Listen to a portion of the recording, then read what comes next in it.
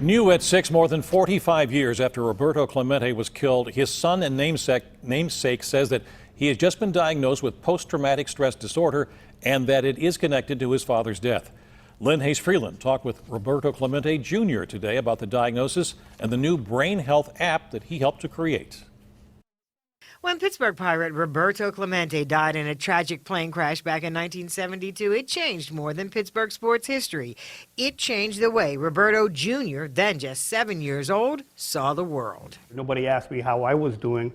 They were more focused on telling me their story about how they're affected about my father's loss. Thrust into the shadow of his father's death, Roberto Jr. didn't know how to deal with the range of emotions he felt, so he didn't. I felt that was my fault from not stopping him. So that was a combination of the actual traumatic experience, plus the guilt side, plus having to deal with that with no, I didn't cry.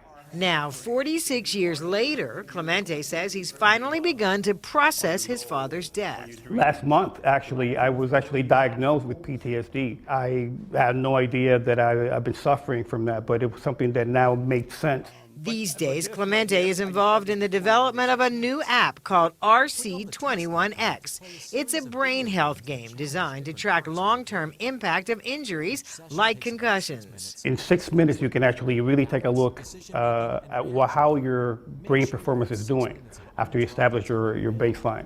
Clemente says he had 15 concussions before he entered high school. Couple that with his recent PTSD diagnosis, and he has a vested interest in brain health.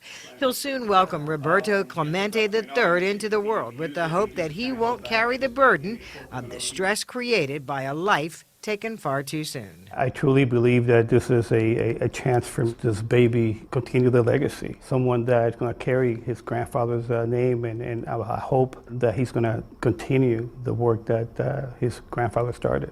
Lynne Hayes-Freeland, KDKA-TV News.